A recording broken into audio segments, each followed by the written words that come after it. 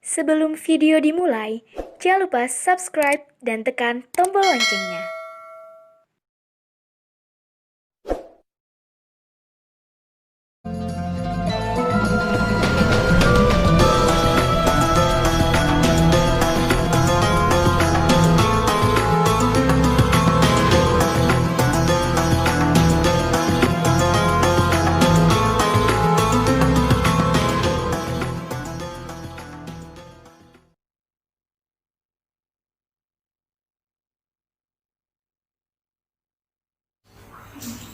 Bismillahirrahmanirrahim. Bismillahirrahmanirrahim.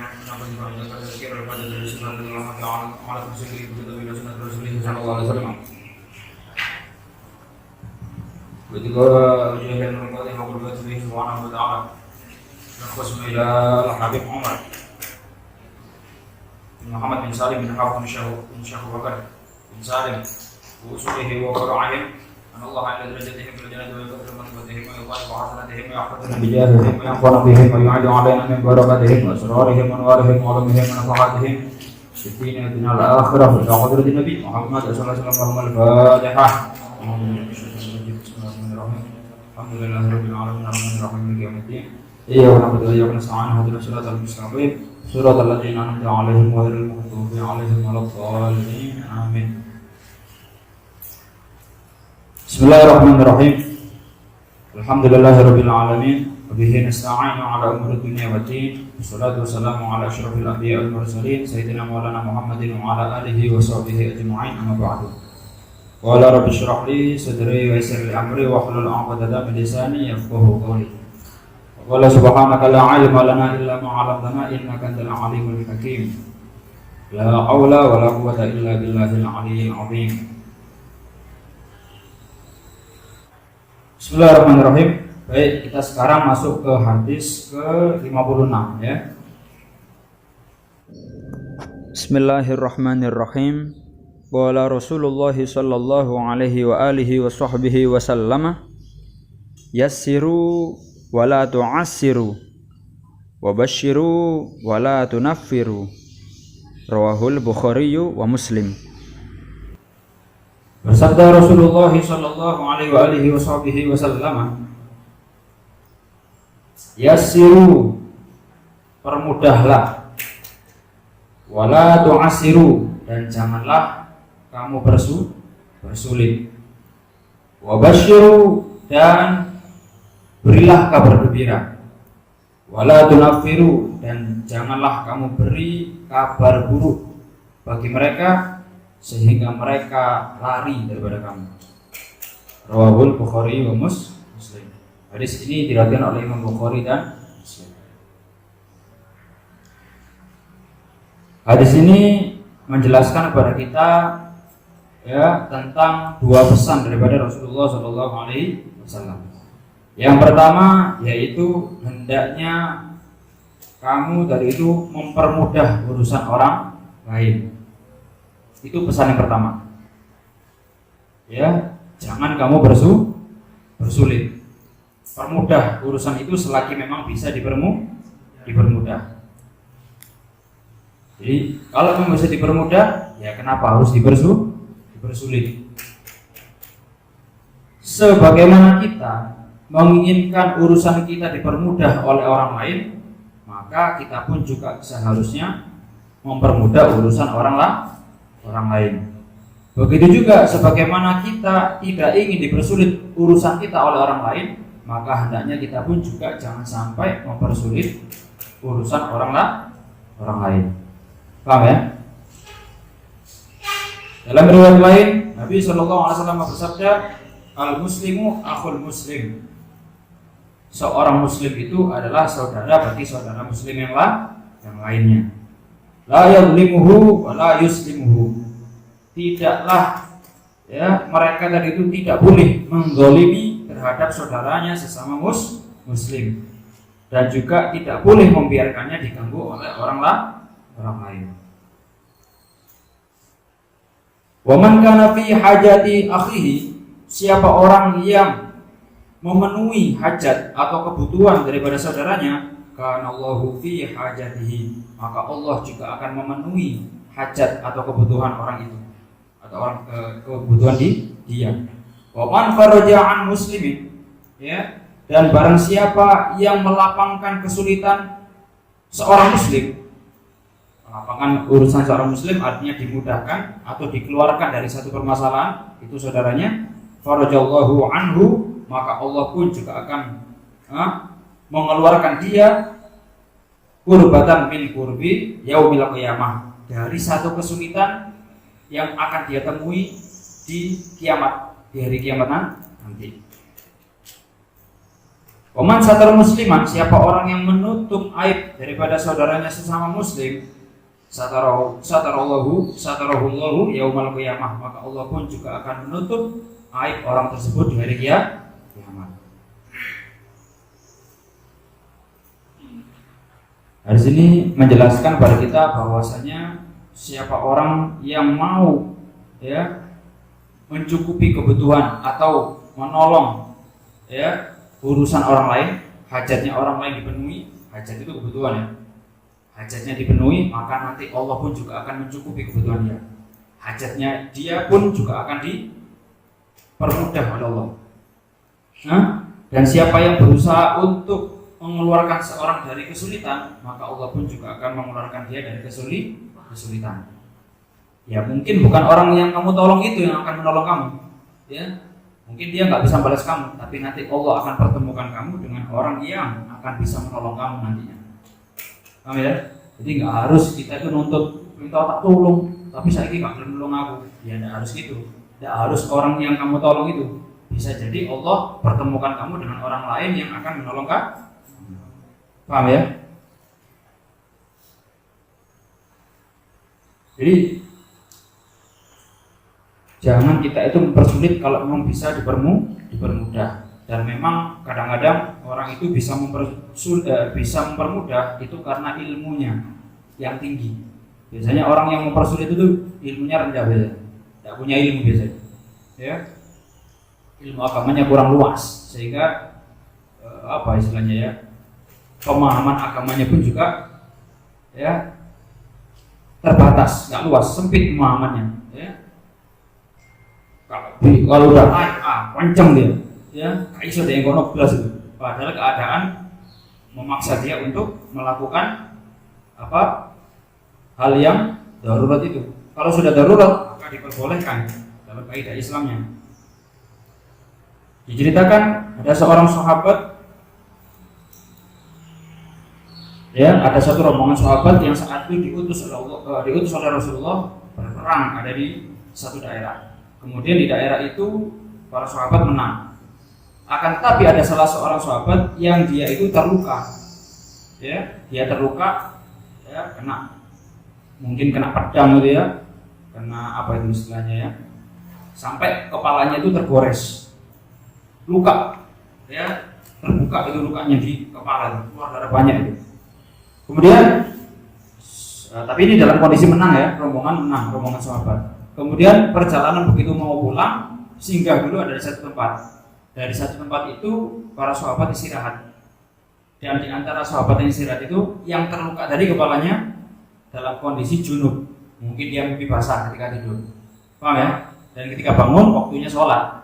Begitu mau sholat, ya, dia bingung. Ini mau sholat tapi kalau sholat nanti kena lukanya yang ada di kepala. Akhirnya tanya sama ketua rombongan sahabatnya di situ. Boleh nggak aku ikut sholat tanpa harus mandi? Aku dalam kondisi junub. Loh, kenapa nggak mandi?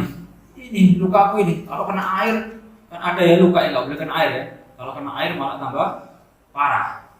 Ini parah ya. Ini kalau kena air saya khawatir nanti gini. Bisa kayak ini. Ketua rombongan nggak bisa. Kalau junub ya harus mandi. Ya, nggak ada kok. Bisa tawar menawar gitu. Akhirnya dengan terpaksa ini sahabat yang terluka parah di kepalanya tadi mandi. Dan ketika dia mandi, ya, terjadi beneran lukanya tambah parah dan akhirnya dia meninggal saat itu. Ya. Sepulang daripada itu perjalanan, ada sahabat yang lapor. Ketua rombongan tadi lapor bahwa ada sahabat yang meninggal karena lukanya parah dan ceritakan semuanya tadi. Apa kata Rasulullah? Tahuilah bahwa kamu telah membunuh Ya, loh, kok bisa ya Rasul? Ya, karena seharusnya kamu permudah itu urusan sahabat kamu. Ya, boleh, tidak apa-apa, cukup dengan wudhu. Nanti kalau dia sudah sembuh, lukanya tadi dikodok nanti. Ya, kodok karena sholatnya kan nggak sempurna. Karena dia sholat dalam kondisi junub, maka cukup dengan berwudhu untuk hormati waktu, untuk menghormati waktu sholat. Ya dia sholat, tapi nanti suatu saat kalau sudah sembuh dikodok lagi. Ya, ini perlu ilmu. Ya, kalau ilmunya orang itu sempit urusan agama, dia akan cenderung kaku, dia akan cenderung kencang. Ayo sudah bablas, ya. Kemudian orang-orang soleh dulu juga begitu, ya, selalu berusaha bagaimana untuk mempermudah urusan orang lain. Sampai-sampai kisahkan di sini ada seorang ulama, dia itu punya pondok pesantren, ya, santrinya banyak. Sampai satu ketika diceritakan saat itu ada iblis nggak senang sama itu ulama, benci, ya. Akhirnya nyuruh anak buahnya, salah satu anak buahnya untuk nyamar jadi santri itu ulama, dan ulama ini sudah jadi wali, ya, waliullah. Ya, kamu nyamar jadi santrinya, kamu harus berupaya mengambil hati itu si wali tadi, ya, kamu harus jadi murid kepercayaan dia, ya, siap itu setannya. Akhirnya itu murid, itu setan nyamar jadi murid, ya, karena setan ya. Ibadahnya luar biasa itu setan, ya, nggak usah kaget kalau melihat setan ibadahnya luar biasa, karena pada dasarnya setan itu, ya, sebelum diusir daripada surga, ya, sebelum dia tadi dilaknat oleh Allah sampai anak turunnya, dia adalah seorang ahli ibadah, ya, dia ribuan tahun lebih dulu daripada Nabi Adam alaihissalam. Ya, akhirnya, ya, ibadahnya paling menonjol itu di antara santri-santri yang lain, sampai santri-santri senior geleng-geleng gitu, ya. Ih, soal ini kuat temen itu, santri anyar tapi ibadahnya ngalah-ngalahi santri-santri senior. Bahkan gurunya belum datang, dia sudah datang dulu di masjid sholat yang bulan, ya. Bahkan diceritakan di pondok itu ada dulu ya ada tradisi santri itu harus ngisi bak mandi, ya. Ada ngisi bak mandi, ngangsu sumur itu akhirnya diambil untuk ngisi sumur, ngisi apa? Bak mandi. Ini santri, ya, yang nyamar, ya, setan yang nyamar dari santri ini, wis tangi di sini. Begitu santri yang pakai piket bangun, ternyata bak udah terisi penuh semua, tiap kamar mandi. Kaget, siapa mau nih? Tuh, santri baru. Ada kata teman-teman yang lain, hebat terus, nyerah wis. Itu makom keluar, ya, kalah dia udah, kalah kelas, dia udah tahu diri kan. Sampai akhirnya si gurunya tadi, si wali tadi berhasil mencuri perhatian daripada itu wali. Hanya dipanggil, ya, kemudian mungkin ditanya-tanya dia masalah ilmu ini, nyambung itu, dia bisa itu jawab semuanya. Wah, keren ya. Akhirnya dijadikanlah murid apa istilahnya itu? Murid kepercayaan, ya, kemana-mana mesti mesti dia yang awal itu gurunya. Saking senangnya itu guru sama si murid daripada lihat setan itu. Kemudian satu ketika ada jadwal, jadi ada jadwal pertemuan para wali. Ya, jadi wali itu ada satu saat atau satu ketika di mana para wali berkumpul. Ada satu saat di mana si wali ini, si guru tadi bertemu dengan sesama wali di daerah lain, paham ya? Ibarat kayak rapat gitu ya, rapat para wali itu. Begitu mau berangkat, dia ngajak muridnya tadi, yang unggulan tadi, ikut saya. Kemana guru? Saya mau ada pertemuan para wali. Oh, hati ini si setan tadi, wah, berhasil ya, jadi murid kepercayaan. Udah dibawa ke tempat kumpulannya para wali tadi. Begitu ketemu sama teman-temannya yang para wali yang lain, kaget. Masuk pelapung gue setan itu, ya, dari jauh sudah kelihatan. Akhirnya dilempar itu sama salah satu temannya yang wali juga itu, ya. Ya, doakan apa ya? Sebenarnya lempar apakah itu setan? Lari. Ya. Kemudian tanya temannya, kau nggak arti tadi? Kalau ini adalah setan nih, ngapain kamu bawa setan? Ya. Lah, kamu usir kata dia. Loh iyalah, masa setan nanti kumpul di kita itu? Nah, jangan gitu katanya. Iya. Kenapa kamu bawa setan? Udah, kamu nggak tahu dah kata temennya. Kamu nggak tahu kalau dia setan? Ya tahu saya. Terus, memang sengaja saya pura-pura nggak tahu. Maksudnya, ya saya peralat dia itu, ya, biar dia yang mengerjakan seluruh tugas santri-santri saya. Biar santri-santri saya semuanya enteng. Cuma taklim doa wis, nggak usah bersih-bersih. Ya, saya manfaatkan dia juga gitu. Ya, padahal dia sudah tahu kalau itu setan, wali ditipu. Paham ya? Jadi hanya dimanfaatkan untuk mempermudah santrinya. Paham ya maksudnya? Nah, itu sampai seperti itu. Para wali-wali dulu itu berupaya untuk mempermudah urusan orang lain.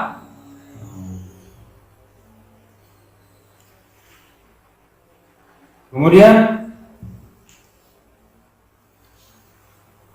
dalam hadis lain, wa Abi Sirma, dari Abi Sirma radhiyallahu an, qala berkata itu Abi Sirma, qala Rasulullah sallallahu alaihi wasallam, bersabda Rasulullah sallallahu alaihi wasallam, man darra musliman darrahullah, ya, siapa orang, ini ancaman ini ya, siapa orang yang memberi kemudaratan, memberi kerugian, ya, kepada saudaranya sesama muslim, ya, darahullah, maka Allah pun juga akan memberikan kemudaratan kepadanya.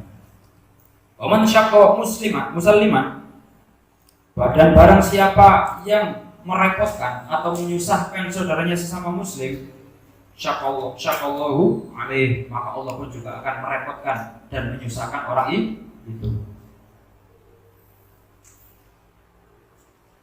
Dalam hadis lain, dalam kitab hadis Sahih Muslim, ya, nomor 1828 dikatakan Nabi sallallahu alaihi wasallam pernah berdoa, Allahumma, ya Allah, man waliya min amri ummati syai'an, siapa orang yang mengurusi, ya, daripada perkara umatku, ya, terhadap dia, siapa orang yang mengurusi perkara atau permasalahan umatku, kata Nabi tadi, fasyaqqa alaihi, dan kemudian dia merepotkan atau menyusahkan umatku, mungkin dia itu ya umat, sama-sama umatnya Nabi Muhammad ini ya, yang satu mungkin dia mendapat amanah untuk mengurus keperluan saudaranya sesama muslim, ngerti ya maksudnya ya, tapi kok malah direpotkan, digawe soro sama orang ini, ya, maka fashkuq alaih, maka repotkanlah dia, ya Allah,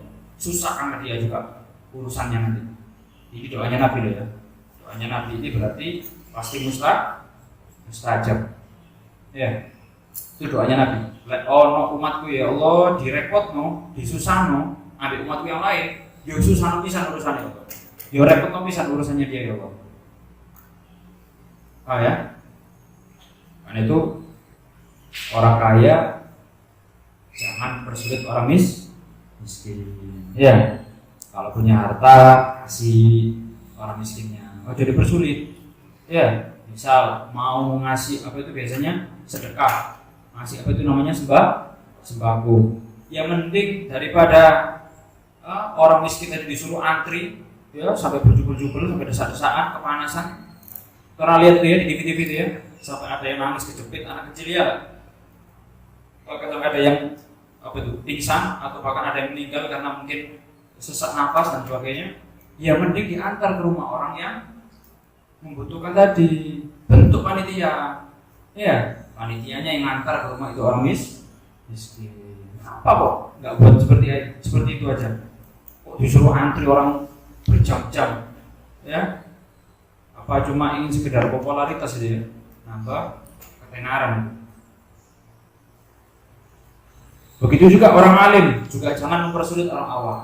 Kalau ada urusan permasalahan, yo dijawab, ya, maaf, misalnya saya sedang sibuk, ya yang sibuk temenan nggak apa-apa, ya harus ngerti lah ya, Tapi yo ojo orang sibuk orang nggak perlu dijawab gitu. Ya, jaluk ditagih mana? Ini gimana Ustaz? Kok belum dijawab? Ya, jangan gitu itu. Kadang-kadang nggak dibaca. Ya, Ustaznya jual mahal gitu ya. Sok sibuk, padahal nggak apa-apa padahal Ustaznya.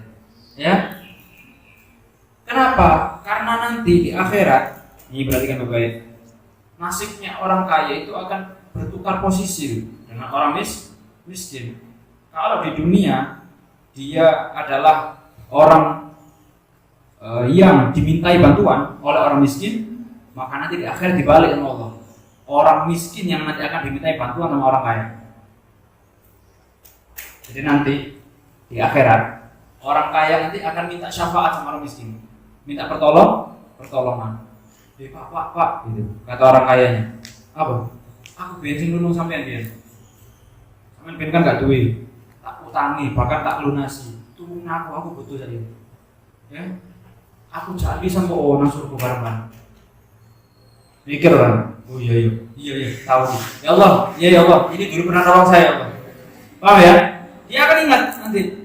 Ya. Jadi dia nanti akan, makanya orang miskin itu nanti dia akan masuk surga lebih dulu daripada orang kaya. Malah dikatakan jaraknya itu insya Allah 40 tahun itu. Ya, jaraknya 40 tahun antri ini. Ya. Lama itu. Kenapa? Orang kaya masih harus dihisab. Ada yang menyatakan, oh alam ya, insya Allah kalau benar-benar saya nggak salah. Ada yang menyatakan sampai 500 tahun itu, ratusan tahun. Karena itu orang kaya itu nanti akan semakin kaya orang itu, semakin lama itu dia nanti akan masuk surga. Meskipun dia orang soleh. Dan ini oleh wong ahli maksiat. Wis oke, dunia dia pakai. Ya, ahli maksiat bilang, "Nice." Ya. Suwi ngenten ini. Bahkan dikatakan saking lamanya itu orang kaya nunggu giliran dia sampai selesai, sampai dia menyatakan, "Ya Allah, wis mending aku undang diputus wis aja neraka wis aku gak kuat mending ini kok gini suwe ini." Ya. Karena itu kalau di akhirat besok orang-orang kaya yang sekarang jadi pejabat, yang tanahnya bantaran dari mana-mana, itu nanti nyesel nanti di akhirat. Apa biar jadi bupati biar, ya, apa biar jadi wali kota biar mending jadi biasa, ya, mancal sepeda ontel gak apa-apa wis cepet nang swarga tiba orang-orang kayak gitu. Kenapa? Ya, apanya dihisab? Ya, gak tahu apa-apa. Misalnya, Umar misalnya, mana hartamu? Rumah gede, iki pun warisan. Sepeda ontel kabeh, iki warisan kabeh. Wah, wis. Langsung sudah. Orang kaya, kulkas piro? Ya, di sini kulkas opo ae? Kon gawe opo ae? Ya, mau turun HP ini, mobilnya ada berapa? Toko utang lah, kredit, semua bayar lunas. Semuanya ditanya semua itu. Ya, nanti orang kaya akan menyesal menjadi orang kaya. Tapi di sini rebutan ya. Belum lagi kamu dulu jadi bupati ya? Iya. Dengan cara apa? Halal apa haram? Nyuap apa enggak? Nyuap lah. Kamu udah nggak nyuap itu ya. Serangan fajar. Ya. Kalau kamu bilang kapok kon dewi ya nerima duit kalau bisa. Ya. Kamu juga nerima uang yang masuk juga. Itu mending kapok tapi belum nerima. Ya.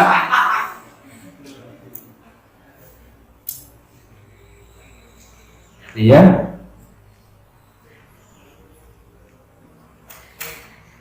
Kemudian pesan yang kedua. Pesan kedua daripada Rasulullah SAW dari hadis ini yaitu apa? Wabashiru wala tunafiru. Ya, dan berilah kabar gembira. Jangan engkau beri kabar buruk. Yang sekiranya dengan kabar buruk itu maksudnya jangan kamu takut-takuti mereka ya, sehingga mereka lari ketakutan, menjauh daripada kamu. Ya. Senang orang itu ya. Jangan dikit-dikit dikasih ancaman. Hati-hati kemarin ini tahun 2021 ngomong ini. Akhirnya setiap kali lihat kamu, wah tiba-tiba kamu horor gitu kan. Ya, dalam orang ini cerita horor dok dari ini ya, dia akan takut dan lari daripada kamu. Ya, jangan gampang-gampang menakut-nakuti orang. Ya. Kasih kabar gembira. Ya, nanti kamu akan dibenci nanti semua orang itu. Ya. Saya ini pernah diceritakan juga ini. Ada satu kisah diceritakan ada seorang sahabat dari suku Badui. Tahu Badui ya? Badui itu salah satu suku pedalaman atau pelosok di Arab Saudi sana. Dia ini namanya orang pelosok, rodok, apa ya? Kurang pendidikan itu, ngawur lah ngomong. Sama Rasulullah aja nggak pakai adab, nggak ngerti adab. Muhammad gitu. Kalau ketemu Nabi Muhammad itu, Muhammad dari jauh diceluk. Kalau kayak misal Pak Jokowi datang, Jokowi gitu. Kon kerungu pas pampres tendang jalan. Ya, ini juga gitu. Ketemu Nabi Muhammad, Muhammad itu. Ini sahabat udah mulai abu. Sopo yo? Ajar. Ya. Pernah satu ketika ini sahabat Badui mau ikut pengajiannya Rasulullah. Jadi dia udah Islam tapi masih awam, masih mualaf lah itu mana ya. Kemudian ini orang Rasulullah mengadakan majelis taklim seperti ini, kemudian suku Badui itu datang, tapi dia mau kencing dulu, ya. Kencing langsung, namanya orang Badui nggak ngerti adab, ya nggak tahu sopan santun, langsung nguyuh di situ di terasnya masjid itu, itu, ya lantai itu. Sahabat dengar suara kritik sih gitu, mantap apa sahabat, ya. Terus no, gitu, ya. Sahabat udah marah gitu, nggak orang Badui tadi kaget. Oh ya, jadi akhirnya kata sahabat, kata Rasulullah, udah, jangan, biarkan. Nanti tunggu dia selesai baru dimarah, jangan sekarang. Udah gini loh, ini cara diterus lagi. Ayo, abah tuh gitu ya. Apa nyuruh ya? Akhirnya ini orang Badui kaget, salah apa? Paham ya? Orang nggak ngerti. Apa salah apa? Akhirnya, diam, kata Rasulullah. Tidak ada apa-apa, teruskan. Oh iya. Itu terus no. Jadi wong ya, orang awam nggak ngerti. Akhirnya sampai selesai kencingnya, ya datang ikut majelis. Setelah majelis, Rasulullah menasihati, orang Badui, kalau kencing di tempat kamar mandi ya, itu di situ ada toiletnya, ada kamar mandinya. Boleh di teras masjid, itu tempat suci, tempat orang ibadah di sini. Kalau kamu kencingin aja semuanya, ya. Gitu tak. Pikir apa tadi? Saya nggak ngerti. Itu sahabatku marah-marah melotot ke saya semuanya, nggak ngerti saya. Iya, itu gara-gara itu. Oh ya Allah, ya ini Nabi harusnya ya. Nabi itu harusnya rahmat. Ya Allah, mudah-mudahan engkau merahmati Nabi Muhammad. Tapi sahabat jangan. Ya, kali ya. Karena sahabat juga marahi saya sampai takut. Itu doanya gitu, doanya si Badui tadi. Ya. Coba lihat, kita teladani kisah Nabi dulu ya. Nabi dulu tidak mau nakut-nakuti ya. Titik-titik model-model ini orang merokok. Dia mati apa ya? Ada yang Islam akhirnya ya. Nabi itu nggak gitu. Nabi itu apa? Ini pesannya. Wabashiru, beri kabar gembira supaya mereka senang sama kamu. Ya. Pernah satu ketika, mungkin pernah saya ceritakan dulu ya. Sahabat dulu, orang Arab itu kebiasaannya adalah minum khamr. Minum khamr di sana itu sama seperti kayak kita ngopi nih, biasa ya. Tradisi kayak ngopi gak enak, kayak orang gitu ya. Sama orang sana juga itu, kayak minum khamr gak enak. Kenapa? Kalau malam di sana itu dingin, kalau siang panas, teman. Malam dingin. Jadi dengan minum khamr itu bisa menghangatkan badan. Begitu minum khamr, ya ada sahabat ketika sholat itu ngomong dewi, mabuk, jadi mabuk kan nggak kerasa ya. Sholat nyanyi begitu ya, ngomong dewi gitu ya, sampai sahabat yang lain di teler gitu ya, sampai akhirnya salam, lapor ini sahabat, ya Rasul, iya ada apa? Itu ada salah seorang sahabatmu tadi ketika sholat dia mabuk, sehingga dia ngomong sendiri, gimana itu sholatnya? Ya, mabuk, iya, akhirnya diumumkan, ya, kata Rasulullah, mulai sekarang kalau mau minum khamr ya dilihat ya waktunya ya. Lek wis ngerti kata sholat pojok mobil khamr nanti habis sholat. Iya nih ya dulu. Pojok ngono tadi itu. Ya, itu dulu ya. Jadi kalau minum khamr para sahabatku jangan pas mau waktu sholat. Ngerti maksudnya ya? Silakan minum khamr kalau setelah sholat. Terutama kalau akhirnya sahabat mikir sendiri. Oh iya berarti nanti khawatir nanti gak khusyuk. Mikir dewi sahabat. Ngancar-ngancar dewi. Ngancar-ngancar. Oh iya aku mari maghrib ngombe khamr, mari pun isya. Ya enggak? Efek mabuknya jelas masih terasa. Akhirnya dia ngombe khamr mari isya. Itu mari subuh bisa, mari jadi seperti itu. Nah karena sahabat sudah terbiasa seperti itu, akhirnya turunlah ayat yang dikatakan ya, innamal khamru wal maisir itu ya, sesungguhnya khamr dan apa itu berjudi itu ya, itu adalah perbuatan setan, diharamkan adanya itu khamr. Sahabat sudah siap, artinya sudah biasa ngombe kopi saat dewi kapanpun dia ingin dia ngombe kopi. Karena sudah terbiasa untuk dijadwal, ya enggak segampang dia inginkan. Akhirnya dia terbiasa, bahkan dia sudah siap untuk meninggalkan itu minum khamr. Paham ya?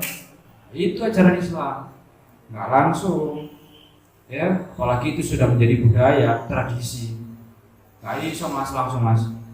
Sama seperti ketika dulu Wali Songo itu ya, apa itu? Kalau ada orang mati, kalau ada orang meninggal gimana?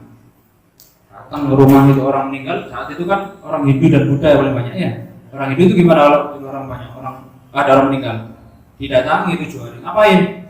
Judi, mendem. Solidaritas itu kata mereka. Ini bentuk solidaritas kami sesama Muslim, sesama warga Hindu saat itu. Akhirnya mereka ada yang minum judi, ada yang khamr, didengar peomai si kekuatan itu, yang itu juari itu. Ya, akhirnya diganti itu sama Wali Songo tadi. Enggak, bukan dihilangkan kegiatannya tetap ada, tapi diganti dengan baca Yasin dan tahlil. Paham ya? Jadi tidak langsung, tapi bisa. Coba langsung jadi. Dusun, langsung ilmu Islam ya. Ya, kafir misalnya. Wah, ini kafir yo. Ya, kalau sekarang kan gitu ya, sedikit mengkafirkan. Ya. Banyak sekali kisah-kisah yang memberikan contoh kepada kita bahwa kita hendaknya memberikan kabar gembira, jangan menakut-nakuti. Ada juga dikatakan di sini ada seorang, mungkin kalian pernah tahu kisah seorang pembunuh yang telah membunuh berapa itu? 99 orang ya. Tanya kepada satu ulama, wahai ulama, dosaku banyak. Dosa apa? Aku udah membunuh orang. Berapa orang? 99 orang. Wih, ngawur bang. Iya, gimana? Bisa nggak saya tobat? Wah, sulit, tak bisa. 99 orang hari, satu nyawa aja melayang, ya, anak cucu Adam, maka kamu membunuh tanpa sebab, itu seperti kamu membunuh seluruh anak cucu Adam. Kan ada hadisnya gitu ya. Siapa orang yang membunuh satu orang saudara sama Muslim tanpa sebab yang dibenarkan oleh syariat, maka dia seakan-akan membunuh seluruh anak cucu Adam. Itu dalil itu ya, kepada orang yang mau tobat, tapi dia preman. Dengar itu, berarti saya nggak bisa diterima tobatnya. Nggak bisa, 99 ya. Ayo sisa wes, cakep wes, ya, bunuh juga udah, ya, wes pastus, ya. Akhirnya tanya ke ulama yang lain. Datang ke satu ulama, gimana? Saya banyak dosa ini. Saya sudah membunuh 100 orang, yang ke 100 ulama, macam gitu. Gimana? Ya apa? Tobat sama Allah. Bisa. Saya ragu, tobat saya diterima. Dosa kamu seberapa? Apa lebih besar dari gunung? Iyalah. Apa besar dari bumi? Iya. Besar dari langit dan bumi? Iya. Akhirnya tanya, apakah lebih besar daripada zatnya Allah Subhanahu wa taala? Wah, kalau itu ya benda. Tidak ada yang lebih besar daripada Allah Subhanahu wa taala. Kata ulama ini, selama kamu masih merasa bahwa tidak ada yang lebih besar daripada Allah, maka di situ ada harapan, ya. Allah mau mengampuni dosa kamu. Paham ya? Nah, diberi kabar gembira. Oh, jadi tutup. Apa jenenge pintu tobat? Kamu siapa? Yang berhak menerima tobat itu siapa? Allah. Akhirnya kata ulama ini, udah kamu belajar di daerah seberang, sana ada ulama hebat, belajar sama ulama itu ya. Oh iya. Belajar begitu. Tengah perjalanan ini di situ rebutan itu kan ya. Ada cerita ada malaikat apa itu malaikat Rafiq dan Atid tidak, malaikat Ridwan dan Malik saling berebut. Ini jatah saya, harusnya masuk neraka kata Malik. Ini jatah saya, ini masuk surga. Kenapa? Dia udah tobat. Kata malaikat Malik, tadi kan dorong lapor tobatnya. Ya, si perjalanan si kati itu. Akhirnya datang malaikat rahmat yang menengahi perdebatan itu dua malaikat. Apa kata malaikat rahmat? Kita ukur aja. Aku diberitakan oleh Allah untuk menengahi permasalahan kalian. Diukur aja. Kalau memang lebih dekat jarak dia ke ulama yang dituju, maka dia miliknya malaikat Ridwan. Tapi kalau lebih jauh ke tempat ulama yang dituju dari tempat asal dia berangkat tadi, maka dia menjadi miliknya malaikat Malik. Ya, di situ ternyata Allah juga memberi kemudahan, ya, dipermudah sama Allah. Ya, diukur ternyata lebih dekat ke tempat ulama yang akan dituju. Padahal sebenarnya masih jauh daripada ulama dituju, lebih jauh. Ternyata sama Allah Pak, dilipat itu bumi. Sehingga malaikat semuanya ketiga-tiganya itu melihat hitungan yang koyok-koyok, oh ternyata lebih dekat ternyata. Paham ya? Padahal itu dilipat sama Allah buminya. Ya. Man salaka thariqan yaltamisu fihi ilman sahalallahu lahu thariqan ilal jannah. Siapa orang yang mencari suatu jalan untuk menempuh satu ilmu, sahalallahu lahu, maka Allah akan mempermudah dia jalan menuju surga. Paham ya? Hadirin semua dirahmati Allah.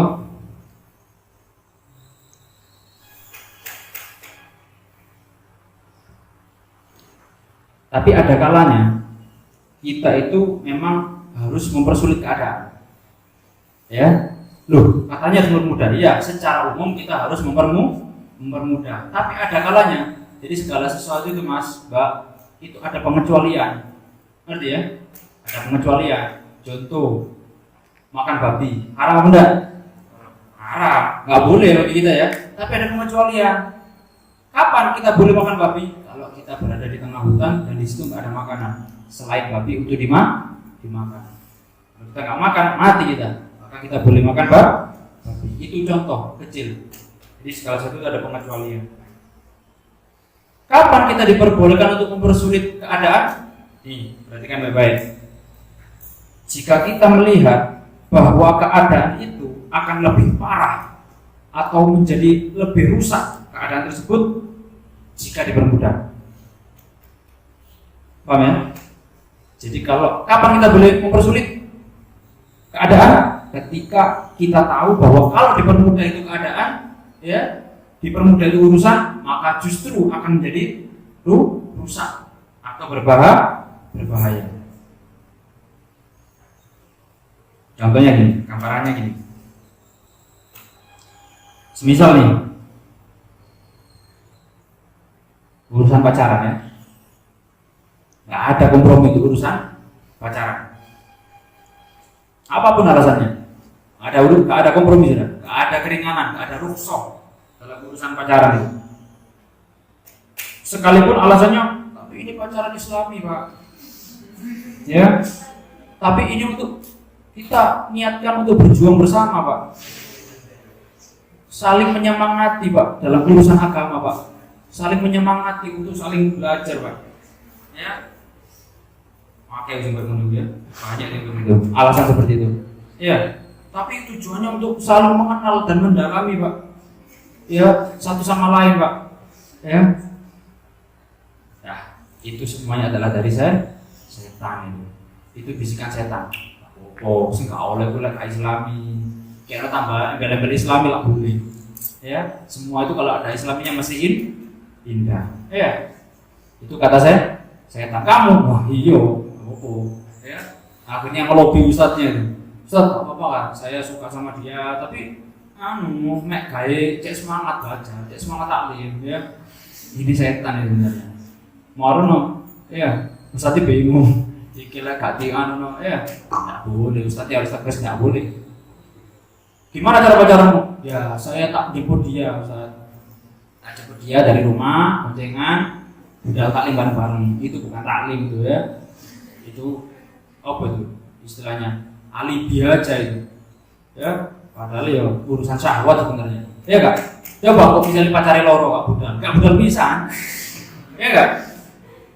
Ya kenapa? Karena niatnya bukan karena Allah itu, niatnya karena pacarnya itu, Ya itu bohong semua itu. Ya, kalau istilah orang Jawa dulu apa? Bullshit gitu ya. Omong kosong gitu. Ya, nggak boleh. Kita loh Ustaz, misalnya, kalau ustadznya itu dipaksa ustadznya untuk sesuai dengan keinginan nafsunya itu. Lihat ustadz itu gak wah ustadz salah gini tuh ya. Ustadz ya sudah masuk ono keringanan dah. Kalau dari lian itu singan muncul itu udah ustadz ya. Ustadz aja sama dikandani itu. Ustadz itu sama dikandani apa ini?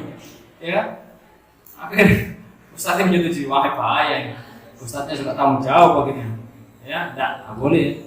Katakan nggak boleh. Jangan karena kamu kan dulu Ustaz pacaran misalnya, masa sekarang nggak memperbolehkan? Ya, nggak boleh. Ini biasanya ini jebakan setan ini. Ya, ini yang mungkin ada di antara kalian sudah jadi Ustaz dari TPG gitu ya. Ya, hati-hati juga. Ya. Ucapan kamu akan diingat betul sama anak didik kamu nanti. Jadi Ustaz aku belok kamu pacaran. Akhirnya dia ngandani nang adik jadi guru di bawah ini. Dua murid dikandani. Apa jadi Ustaz aku pian? Apa? Akhirnya mereka melakukan yang nanggung kamu. Meskipun kamu sudah bertobat, tetap kamu akan panen itu dosa. Karena gara-gara kamu mereka bermaksiat. Paham ya? Dikatakanlah tidak meskipun kamu juga pernah melakukannya. Kayak maling itu loh. Tahu maling? Mosok dia maling baru ngajari anaknya. Maling yo, jangan dulu ke bapak. Nggak mungkin dia akan menyatakan sing sekolah bener, ngaji bener. Cek kok tadi bapak. Nanti biar tidak seperti bapak. Kan gitu. Itu benar. Ya. Gimana hukumnya bersentuhan salaman laki dan perempuan? Berarti ini harum sih hasilnya. Setan masuk Allah kon dewi ayo. Kon dewi salaman ya wis gak apa-apa tapi ya jangan syahwat ya. Nah, berubah. Ya, berubah dalilnya. Hukumnya berubah. Jangan berguru sama orang seperti ini. Ya. Jangan berguru sama orang seperti ini. Ya, dia akan menyesatkan kamu nanti. Terakhir saya akan bawakan terakhir ya satu kisah dari Imam Syafi'i yang beliau ternyata juga pernah mempersulit urusan orang lain. Ya, tapi termasuk yang pengecualian ini. Diceritakan saat itu Imam Syafi'i didatangi Imam Syafi'i atau Imam Ahmad bin Hanbal, saya lupa. Didatangi sama salah seorang jamaahnya. Yang satu kaya. Yang datang pertama kaya. Datang, Imam, apa? Saya itu baru saja kemarin ya melakukan hubungan suami istri di siang Ramadan. Ya, gimana? Apa hukuman saya? Imam Syafi'i lihat disuguhi, ya. Akhirnya dia bilang, kamu harus puasa 2 bulan berturut-turut. Waduh, 2 bulan, 1 bulan aja gak kuat saya. Apalagi 2 bulan, gak ada keringanan dah, Imam. Ya, padahal sebenarnya ada ya. Dia bisa kan memberi makan 60 orang miskin. Gak dibutuhin Imam Syafi'i, gak ada. Kamu harus apa tadi? Berpuasa 2 bulan berturut-turut. Ya, itu hukuman kamu. Ya wis Imam, makasih. Ya, pulang. Gak lama lagi datang lagi satu makmumnya. Ini orang miskin ini. Sama permasalahannya. Imam, saya baru saja berhubungan suami istri dari siang Ramadan tadi. Ya apa ini? Cara tobatnya dia. Dilihat dia orang miskin ini. Ya. Dia orang dikongkon kosong kuat ini. Tapi dia orang dikongkon apa sedekah enggak kuat. Akhirnya dia menyatakan, Imam Syafi'i, kamu harus memberi makan 60 orang. Waduh Imam, aku ini miskin Imam. Ya, daerah bojoku ono ini. Ya, katanya kayak wong swida. Berapa gawean Imam? Enggak ada Imam uang segitu. Enggak ada lagi dah yang lain. Enggak ada, cuma itu aja. Paham ya? Nah, ini kan sekilas seperti mempersulit ya. Padahal sebenarnya bisa. Yo, apa-apa. Kon kudu keimangan wong swida 60. Enggak kuat saya. Ya wis ngono apa? Puasa 2 bulan berturut, tapi nggak diberitahu sama Imam Syafi'i. Tujuannya apa? Adalah untuk memberikan efek jerah. Soalnya wong sugih didudukno ngasih makan 60 orang miskin. Ada, coba swida. Saya udah kuat. Gampang Imam. Mending makan mana ya gini. Ngerti? Kalau perlu tiap hari dia berhubungan sama istri, sama istrinya di siang hari. Ya gampang. Sewe kuat terus namanya sipil. Nah, akhirnya meremehkan. Begitu juga orang miskin tadi, ya. Kamu harus apa tadi? Puasa 2 bulan berturut. Ya gampang imam, wong di omahnya di kamar sini pangan. Aku melarat aja. Wong poso ya gampang, kulino luwe aku ya. Wis kulino utang diajak lu. Paham ya maksudnya ya? Nah, jadi ada kalanya kita itu boleh untuk mempersulit, dikasih jalan untuk yang lain. Ya, Allah insyaallah ilmu yang kita pelajari ini bermanfaat bagi kita semuanya, khususnya bagi saya pribadi, dan juga mudah-mudahan insyaallah kita semua diberikan sehat walafiat lahir batin, ya, tetap diberikan Allah kekuatan, taufik, dan juga semangat mencari ilmu, ya. Jangan sampai kalian benci terhadap majelis ilmu, ya, karena kalian usia-usia muda seperti ini adalah usia-usia di mana kalian memang butuh ilmu, ya. Agar kita semuanya bisa ditakdir oleh Allah istiqomah dan juga husnul khotimah. Amin Allahumma amin. Ya, kita tutup Ibadah majelis. Subhanakallahumma bihamdika asyhadu an la ilaha illa anta astaghfiruka wa atubu ilaik. Assalamualaikum warahmatullahi wabarakatuh.